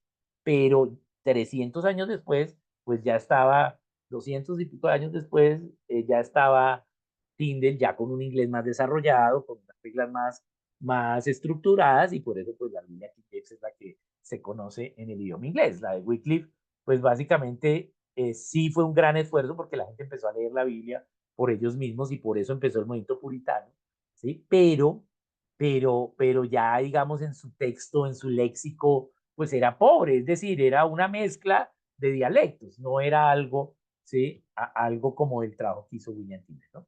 Bien, muy bien. Bien, entonces, ¿alguna otra pregunta, comentario que tengamos? ¿Sí? Eh, Oscar, perdón, un comentario es que tú le pusiste un adjetivo a William Penn, que era ¿qué? Cuaquero. ¿Qué es eso? Ah, ok, vamos a explicar qué son los cuáqueros. Bien, habían 13 colonias, 7 de trasfondo anglicano, o sea, de la Iglesia de Inglaterra, ¿sí?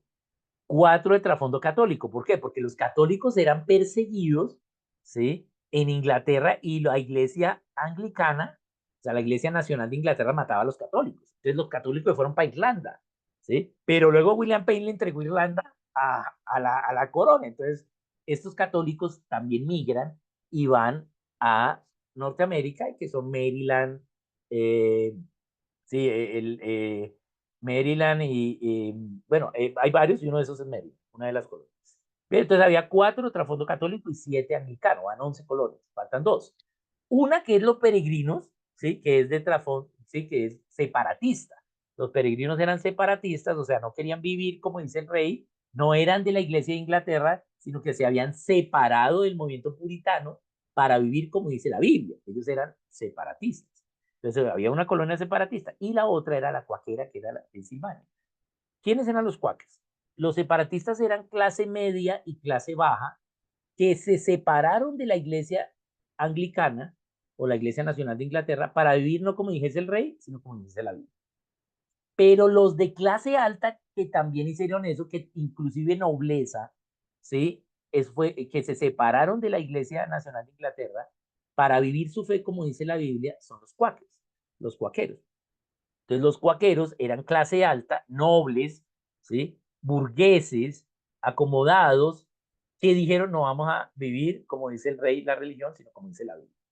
¿Sí? La Biblia todavía era prohibida. Entonces ellos se reunían en sótanos y ponían a sus hijos de vigilantes y ellos se reunían a hacer iglesia en los sótanos y lo que se oía era un murmullo, ¡guau, guau! Y por eso entonces se les empezó a decir cuáqueros. Estos eran gente rica. Entonces ellos dejan sus posiciones y sus títulos y sus tierras para ir a buscar libertad religiosa a Norteamérica y llegan a una llanura muy grande y verde y fértil llamada, que luego se llamó Pensilvania. El primer cuáquero que llegó fue William Penn. ¿Mm? Y por eso se llama pues Pensilvania. Bien, tenemos toda la biografía de William Penn en Kuhn, que es de gobierno, es un libro de gobierno, se llama Libertad y Justicia para Todos. Él es el autor de esa frase, ¿sí? Libertad y justicia para todos. También es el autor de otra frase muy conocida, que es todo lo que, ¿sí? Así todo el mundo diga que es malo, no significa que sea malo, ¿sí? Sino que las cosas son malas o buenas de acuerdo a Dios. Bien, entonces estos quakers llegan dejando su riqueza, pero llegan a una tierra muy fértil. ¿Qué siembran? Avena, Avena, avena. y de ahí viene la ¿Sí? avena cuáquer. Ellos siembran avena. Y Claro. como tenían esa tierra tan fértil, pues la producción de avena es grande y vuelven a recuperar su riqueza. Por eso el logo de Avena Quaker, Ujú. ¿sí?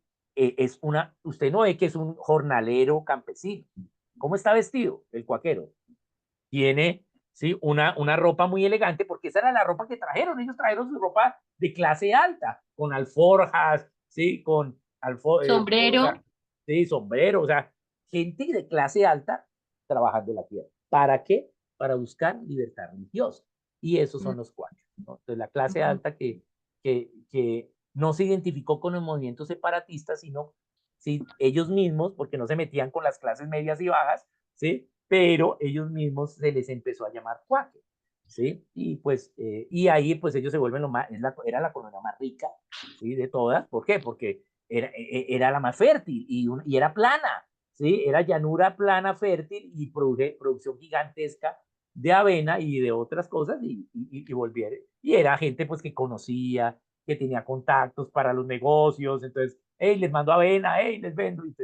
Entonces, y también eran primos del rey, parientes del Lord no sé qué, parientes del duque no sé qué, sí, toda esta gente.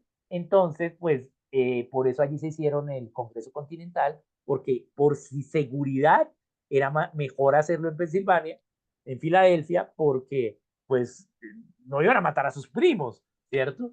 Entonces, eso fue lo que sucedió. Y eso, Pero ellos sí eran parte de los separatistas, solo que se no, clasificaban, no, los ¿no? Quakers Ah, nunca fueron fueron separatistas. Ellos también ah, se separaron, pero no se identificaron con el movimiento separatista, ¿sí? Ellos siempre eran en secreto, eran como una sociedad secreta, sí, ¿sí? pero Pero entonces ya en perseguían América lo ya se mismo, reunieron, ya no tan, perseguían lo mismo, Oscar, tenían el mismo sí, tenían la objetivo misma idea, y pero la misma forma de república. nunca se identificaron como separatistas porque no les convenía tampoco, ¿sí? Es más, inclusive muchos de ellos, ¿sí? Entonces, se reunían en la mañana con la iglesia anglicana y en la tarde con los cuáqueros, pero ellos eran verdaderamente cuáqueros, ¿sí? Pero Mm. también tenían que hacer sus negocios, mantener sus negocios, ¿sí? Eso fueron los cuáqueros, ¿sí? Pero Eh, ¿por qué no se unían con los separatistas? ¿Cuál era Porque la los razón? separatistas ya era traición a la patria, ¿sí? Ser separatista era, estás en contra del rey, es rebeldía, es pena de muerte, el separatista era pena de muerte, ¿sí? Ok. Bien. Y la colonia de Michigan, Massachusetts, que era la colonia separatista, sí, no fue una colonia grande, siempre fueron pocos. ¿Por qué? Porque era la más al norte, ¿sí? Donde hacía más nieve, ¿cierto? Entonces, claro, no fue algo que prosperó tanto, pero sí su vida y su testimonio económicamente fue mucho mejor. Pensilvania, inclusive las colonias de Georgia, y las Carolinas, algo más, ¿no? Sí, Pero entonces estos sí pagaban el impuesto y todo, no, ahí ya había todos estos pagaron el impuesto hasta que se metieron con el tema. hasta que se metieron. Ok. Sí. Listo, Diana.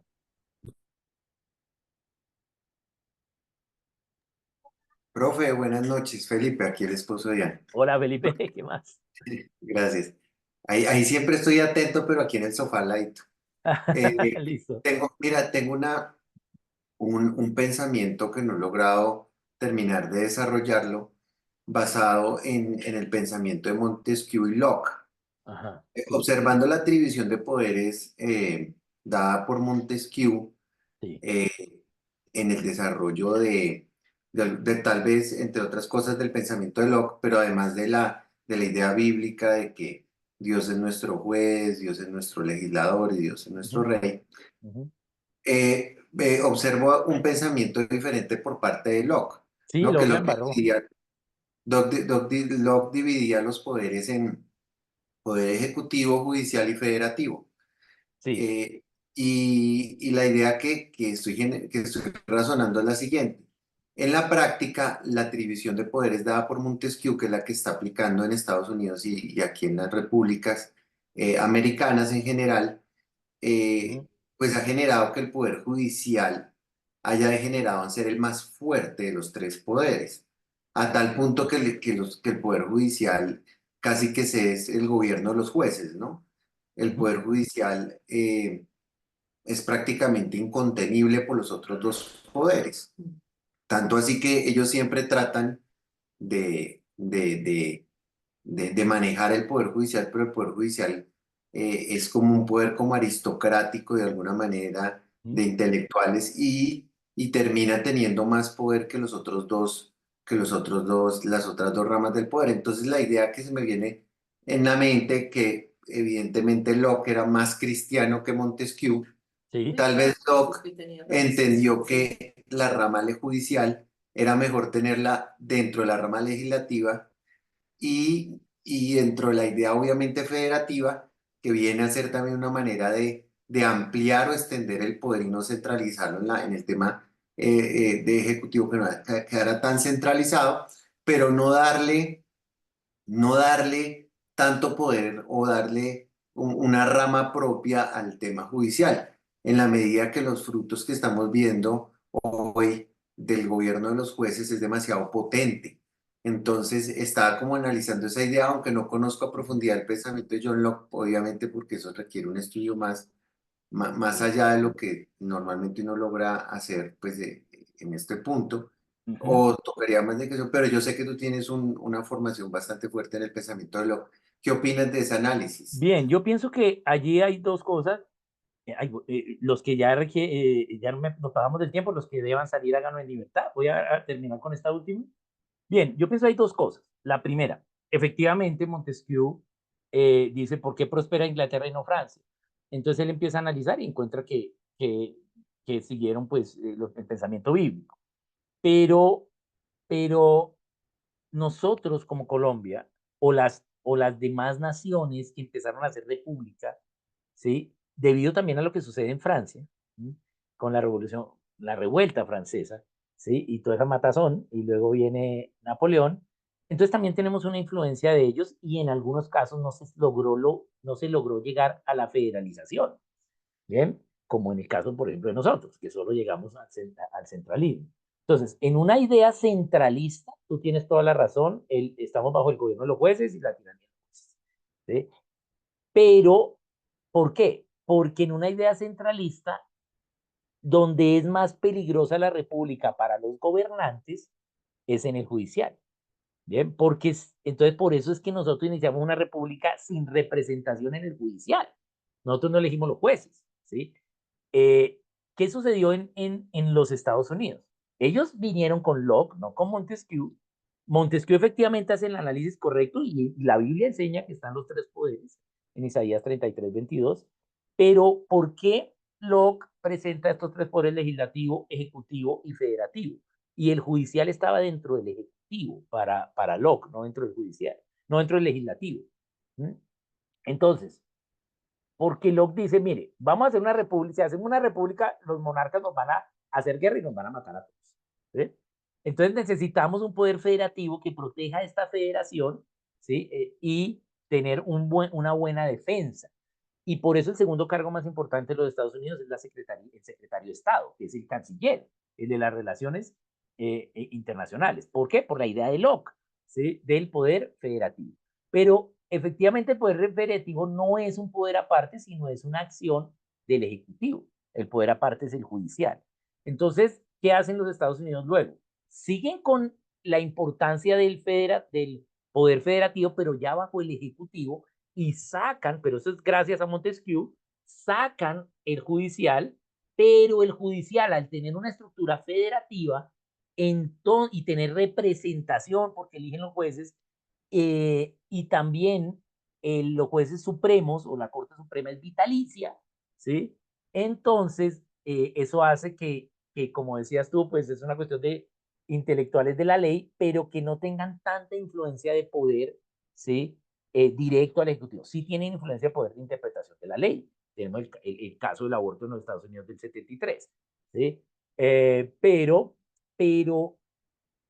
¿cómo logramos, ¿sí? Tratar de controlar el poder del judicial para la interpretación de la ley para decir que alguien la desacata, ¿sí? Entonces, ¿qué tenemos que hacer? Digamos, en el nivel superior es muy bueno que sea vitalicio y que sea por méritos. ¿Por qué? Porque no hay ansias de poder de que quiero seguir aquí o que se me acabe el periodo, entonces no hay forma de. Pero en los otros poderes tenemos que luchar, en los otros niveles del judicial, tenemos que luchar por más representación. ¿Qué fue lo que hizo los Estados Unidos? ¿Sí? Solo tiene el primer nivel de jueces representativos, pero no tiene los jueces intermedios. Entonces, entre más representación tengamos, más control tenemos a los jueces. ¿Por qué? Porque uno diría, no, pero entonces la mayoría va a elegir al juez y el juez va a hacer lo que diga la mayoría, ¿sí? Pero como los jueces no es uno solo, sino son cuerpos plurales, cuerpos colegiados, deben ser cuerpos colegiados, pues habrá un debate y esos no son vitalicios, ¿sí? Entonces a la larga, al principio sí va a haber esas acomodaciones, pero a la larga va a haber una depuración y tendríamos un control más del judicial. Pero es difícil que el Ejecutivo o el Legislativo aprueben representación en el judicial, porque si hay más independencia en el judicial, ¿quiénes son los que más pueden infringir la ley? Los que tienen más poder para hacerlo. ¿sí? Entonces los jueces atacarían mucho a los políticos. Entonces, en eso estamos, ¿no? Entonces, sí, Montesquieu hace un análisis mucho mejor que Locke. ¿Por qué? Porque ya cuando Montesquieu trabaja esto, pues lo pone como más disponible. La gente le creía a los franceses. Montesquieu está inmediatamente antes de la Revuelta Francesa, y los franceses eran intelectuales, mientras que los ingleses eran campesinos, ¿sí? Entonces la gente le creía a los franceses. Dios usa a Montesquieu para tratar de promover esto en el mundo, ¿bien? Y esta idea de la república realmente sellada en el mundo, ¿sí? De que hay otra forma que no es la monarquía, es por Montesquieu, y lo que sucede, y la idea de él de los tres poderes, ¿no? La idea de Locke fue más inglesa y más americana, ¿bien? Pero no fue un ejemplo al mundo. El ejemplo al mundo fueron los Estados Unidos, pero no Locke, ¿sí? Locke fue en Inglaterra. ¿Por qué? Porque Locke no era de la clase alta. Locke era un erudito súper inteligente, médico y bueno, varias filósofo y todo esto, pero, pero no era como Montesquieu, que era un varón, ¿no? El varón de Montesquieu era de la clase alta y todo, y Locke le tocó estar huyendo y en el anonimato todo el tiempo. Es más, sus obras se publicaron póstumamente, ¿sí? Una vez que Locke muere es que publican las obras, ¿sí? No antes. Pero todo eso la gente lo tenía en contrabando, pero no se publicaba, ¿sí? Entonces en Amberes lo publicaban y lo metían de contrabando y eso, pero no, nadie, no estaba firmado por Locke, ¿sí? Entonces fue diferente la cosa. Locke fue más pionero y ya, eso es lo que se llamaban los pioneros, y ya Montesquieu fue ya un desarrollador, ¿sí? Un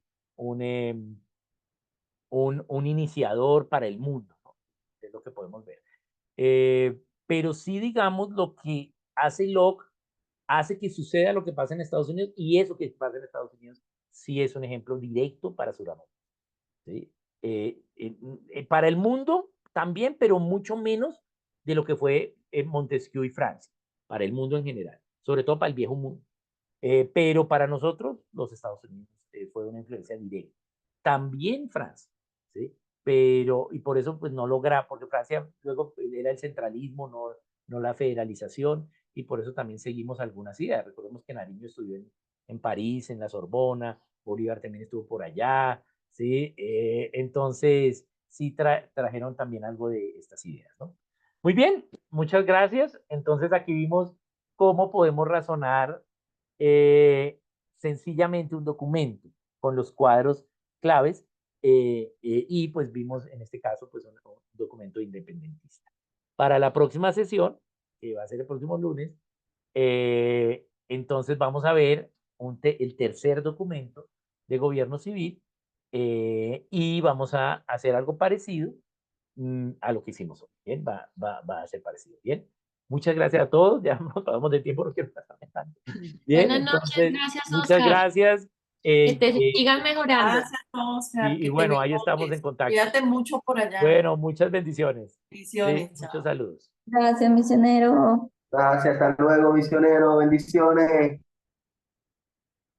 Muchas gracias a todos, muchos saludos. Gracias por sus oraciones. Shalom.